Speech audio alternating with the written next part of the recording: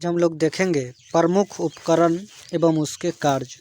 प्रश्न संख्या 1 है कि बैरोमीटर का प्रयोग किया जाता है, तो वायुमंडलीय दाब की माप के लिए बैरोमीटर का प्रयोग किया जाता है।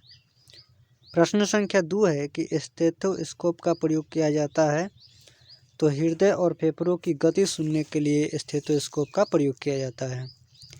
प्रश्न संख्या 3 है कि कार्डियोग्राम का प्रयोग किस लिए किया जाता है, तो हृदय की गति की जांच के लिए कार्डियोग्राम का प्रयोग किया जाता है। प्रश्न संख्या 4 है कि हाइड्रोमीटर का प्रयोग किया जाता है, तो द्रव का अपेक्षिक घनत्व ज्ञात करने के लिए हाइग्रोमीटर का प्रयोग किया जाता है।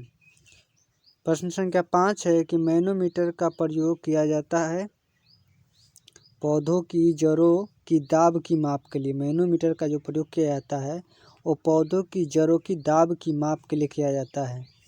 प्रश्न संख्या 6 है कि रेन गेज का प्रयोग किया जाता है, तो वर्षा की मापन के लिए रेन गेज का प्रयोग किया जाता है।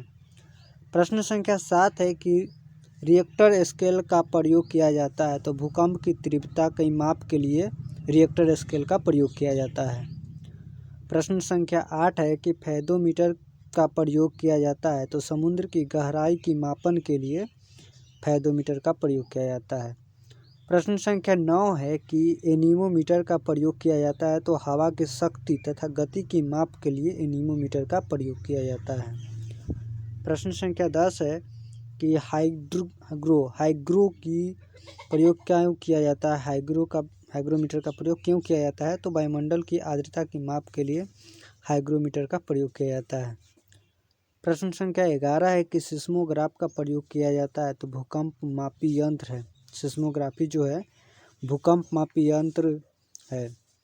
और प्रश्न संख्या 12 है कि सेक्सटेंट का प्रयोग किया जाता है, तो दो वस्तुओं की कोणीय दूरी की माप के लिए सेक्सटेंट का प्रयोग किया जाता है।